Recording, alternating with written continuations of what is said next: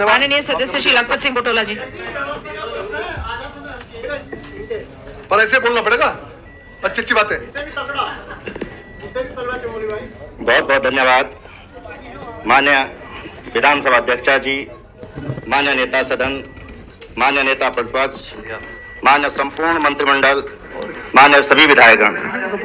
आज हम अपने राज्य स्थापना दिवस की रजत जयंती पर इस विशेष सत्र को चला रहे हैं। इस विशेष सत्र को चलाने के लिए मैं माननीय अध्यक्षा जी आपका बहुत बहुत धन्यवाद देना चाहता हूं।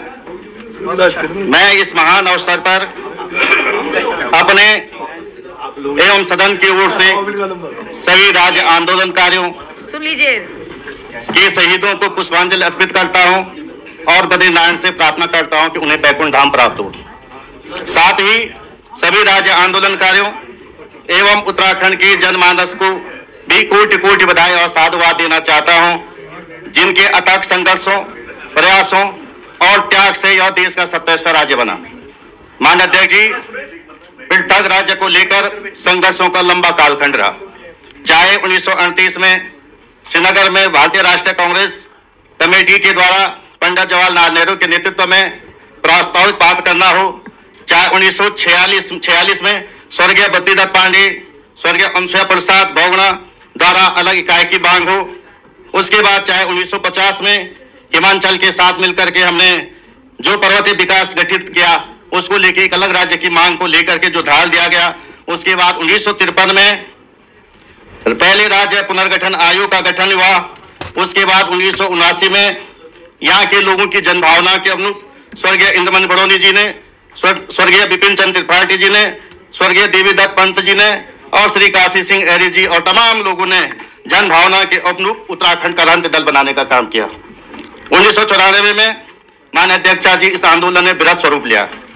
1994 में चाहे मसूरी का गोलीकांड हो, चाहे षड्यंत्र का गोलीकांड हो, खटीमा का गोलीकांड हो, चाहे मुजफ्फरनगर रामपुर तिहारे का गोलीकांड हो, या 19 दिसंबर 1994 को संसद में मेजर जनरल श्री भुवन चंद्र खनूरी जी द्वारा उत्तराखंडीय जनभावना के अनुरूप दिया गया क्रांतिकारी उद्बोधन हो, या 1996 में उत्तराखंड संघर्ष समिति के संयोजक श्री हरीश रावत जी के साथ श्री दिवाकर भट्ट जी, श्री किशोर उपाध्याय जी के साथ सैकड़ों लोग और तत्कालीन केंद्रीय मंत्री सतपाल महाराज जी और सभी लोगों के अथक प्रयास से आप जानते हैं कि 15 अगस्त 1996 को लाल किले के प्राचीर से अलग राज्य की मांग की घोषणा की गई। यह राज्य के लिए, पृथक राज्य के लिए ऐतिहासिक कदम था। लेकिन इसके बाद स्वर्गीय अटल बिहारी वाजपेयी जी के नेतृत्व में केंद्र में सरकार बनी। संसद के दोनों सदनों में यह पृथक राज्य का प्रस्ताव पास हुआ, जिसके लिए स्वर्गीय अटल बिहारी वाजपेयी जी के साथ साथ उन तमाम सहयोगी दलों, कांग्रेस और जिन्होंने भी इस प्रस्ताव के समर्थ में अपना समर्थन दिया, उनको इस सदन के माध्यम से मैं बहुत बहुत धन्यवाद देना चाहता हूं। लेकिन माननीय अध्यक्ष जी, कल हमारे एक साथी कह रहे थे कि यह राज्य अटल जी के अनुकंपा पे बना। इसको लेकर मैं घोर आपत्ति करना चाहता हूं। यह राज्य किसी के अनुकंपा पे नहीं बना, क्योंकि ऐसा कहना उन 42 लोगों की शहादत का अपमान करना होगा जिन्होंने राज्य बनाने के लिए उनके योगदान दिया। अनुकंपा की बात अलग है। सुन लीजिए, आप भी बोलिए, वहां से सदन चल रहा है, आप मत बोलिए बीच में। सदन वहां से चल रहा है तो सदन का संचालन चलने पर बात करेंगे तो और रिकॉर्ड है सदन में, रिकॉर्ड है सदन के अंदर। मैं कोई झूठ बात नहीं कहता हूँ, जो बातें कहूंगा रिकॉर्ड पे कहूंगा। ये बातें कही गई, ये 42 शहीदों का अपमान है जिन्होंने राज्य के लिए अपना योगदान दिया।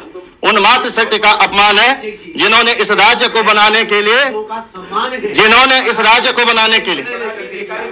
मैं आपसे मैं पुनः कह रहा हूं, उन राज्य को बनाने के लिए उस माननीय अध्यक्ष जी, जब हम इनको सुन रहे हैं, या सदन यहाँ से चल रहा है या यहाँ से चल रहा है, माननीय अध्यक्ष जी बता दीजिएगा। सदन की परंपराएं बनाए रखे। और मैं माननीय अध्यक्ष जी से कह रहा हूँ, माननीय अध्यक्ष जी, मैं अटल जी के योगदान को नहीं नकार रहा हूँ, उनके मानता को नहीं, लेकिन ये कहना कि हम पे अनुकंपा की गई, उन तमाम शहीदों का अपमान है, वो तमाम शहीद का अपमान है जिन्होंने इस राज्य को बनाने के लिए। एक मिनट, आपस में बातचीत चल रही है, सुबह से देख रही हूँ कि कॉन्वर्सेशन, वो जो बोल रहे हैं उनको कोई सुन ही नहीं रहा, आपस में आप लोगों का कॉन्वर्सेशन चल रहा है।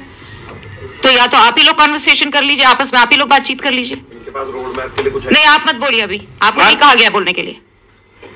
जब कोई सदस्य बोल रहा है उस चीज का सम्मान करिए। चर्चा चल रही है, उत्तराखंड पर बात हो रही है, आपस में आप लोग नहीं टीका टिप्पणी यहाँ नहीं करिए। टीका टिप्पणी करनी, आप लोग बाहर जाइए, और आपस में वहां पे कर लीजिए जो टीका टिप्पणी करनी है।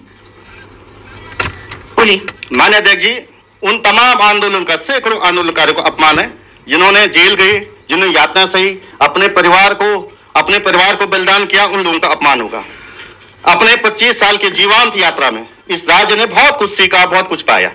जिन्होंने इस 25 सालों में राज्य का नेतृत्व किया और जनसेवा का मौका मिला, वो इस राज्य के सर्वांगीण विकास में जिनका योगदान रहा, इस सदन के माध्यम से मैं उन तमाम लोगों को भी धन्यवाद देना चाहता हूं, साधुवाद देना चाहता हूं। लेकिन माननीय अध्यक्ष जी, इस राज्य की उद्देश्य पूर्ति, उम्मीद और विफलताओं को लेकर मैं बात करना चाहता हूं। इस राज्य का उद्देश्य, मेरा इस महान अवसर पर किसी पे आरोप लगाना न उद्देश्य है, न मैं किसी की आलोचना करना चाह रहा हूं, लेकिन हमें इस राज्य के अतीत में जो गलतियां हुई उनको लेकर के निश्चित रूप से मैं कहना चाह रहा हूं।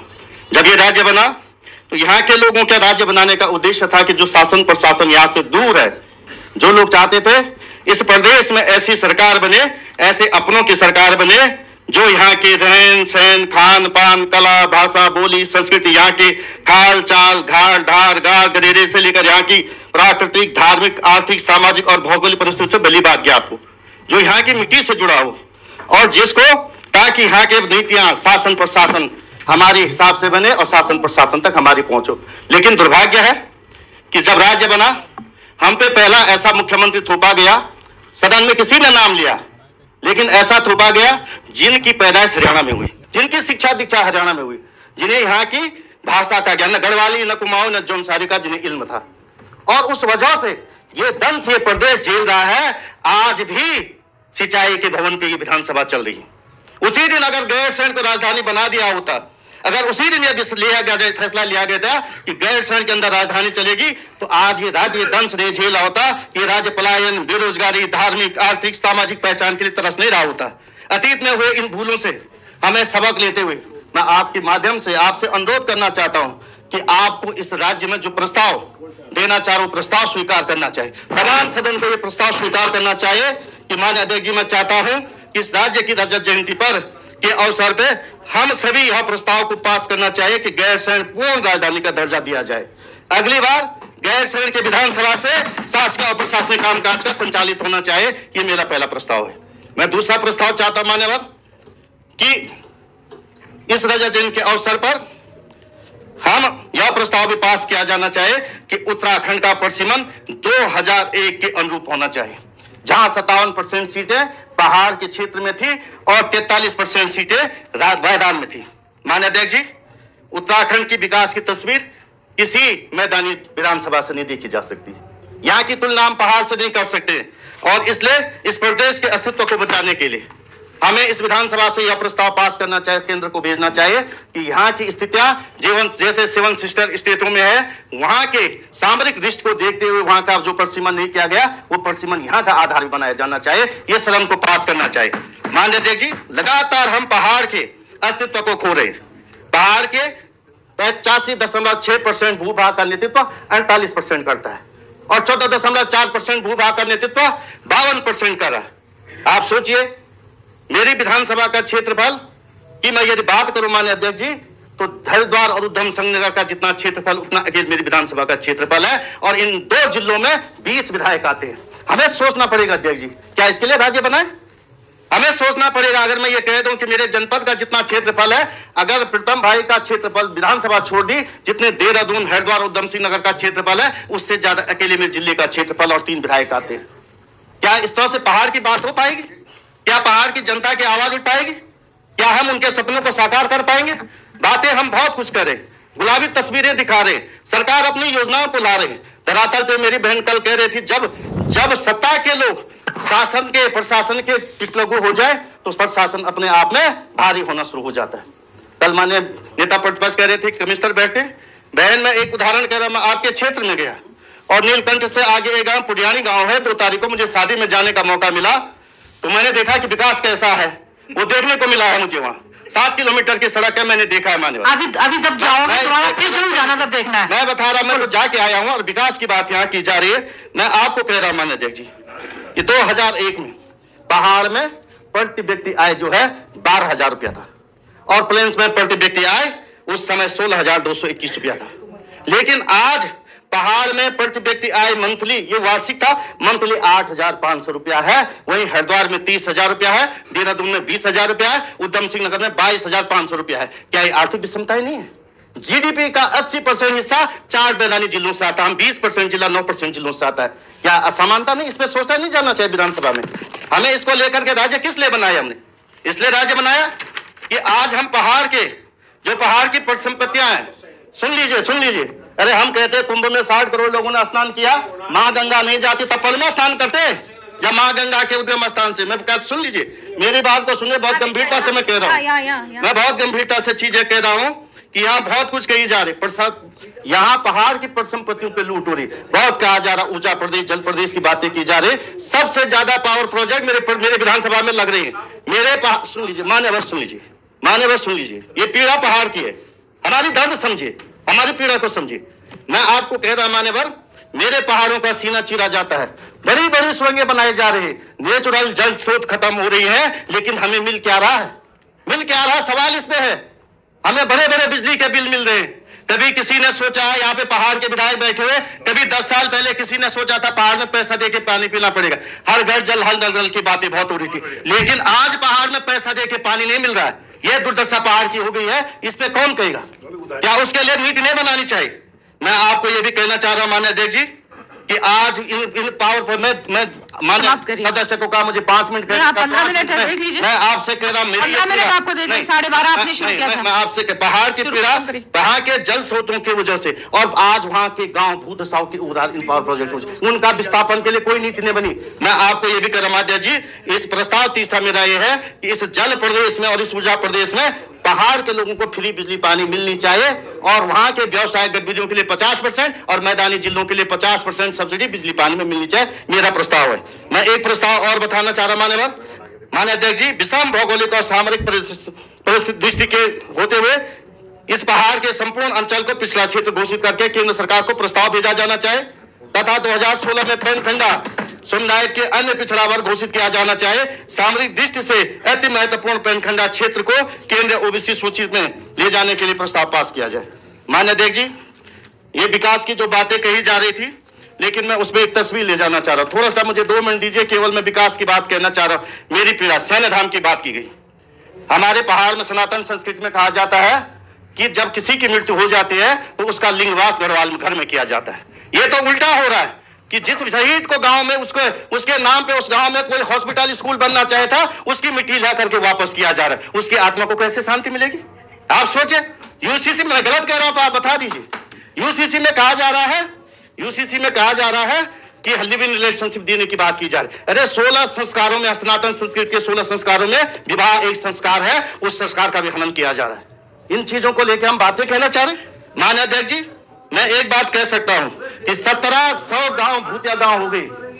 1700 गांव, मान्य अध्यक्ष जी, 1700 गांव भूतिया गांव हो गए हैं। मैं स्वास्थ्य की बात कहना चाह रहा हूं, और बहुत पीड़ा की बात है अध्यक्ष जी कि एक 26 साल की महिला आज से 1 महीना पहले जब प्रसव पीड़ा से मृत्यु हो जाती है, मैं डीएम साहब को कहता हूं कि डीएम साहब वहां पे आंदोलन हो रहा है, जरा देखिए वहां पर। तो डीएम साहब का जवाब सुन लीजिएगा।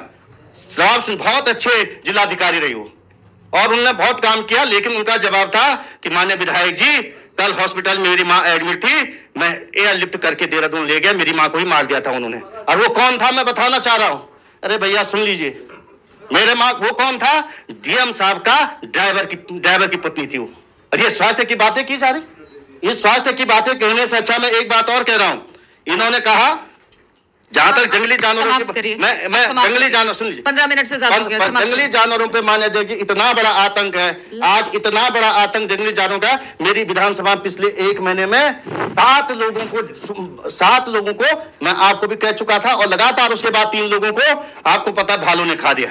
उसको लेकर के आज ये नीति नहीं बनी कि डुमक एक गांव है, दूर दराज क्षेत्र का गांव, उस गांव को लेकर के आज तक मुआवजा नहीं मिला। मान्य अध्यक्ष जी, मैं एक बात जरूर कह सकता हूं, जहां तक ये विकास की बात कर रहे हैं, मान्य मंत्री जी भी बैठे और मान्य नेता सदन भी कल बैठे थे।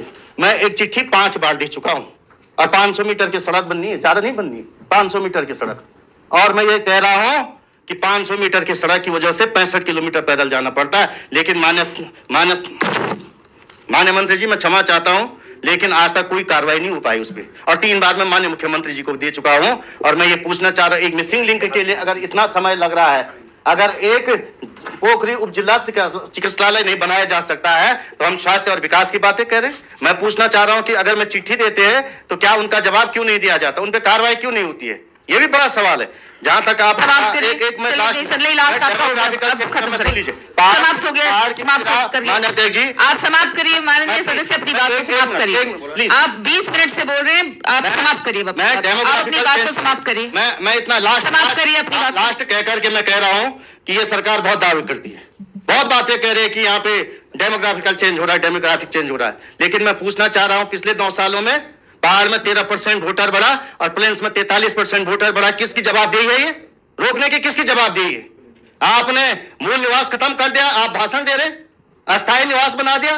और मूल निवास नहीं, पहला राज्य इस देश का है जिसका अपना मूल निवास नहीं है। पहला राज्य इस देश का है। मैं बता रहा हूं आपको, ये समझ लीजिए, मैं आपको ये भी बता रहा हूं। और आपको ये कहते हैं मुझे बड़ी पीड़ा होती है कि इस तौर किसने करी, ध्यान दो करी किसने। आज कह रहा हूँ लाइन लगी, वो बात भी बोलो ना कि करी किसने। समाप्त सुन लीजिए, उसको भी बोलो। अस्थायी व्यक्ति को तो आपने मुख्यमंत्री बोलो।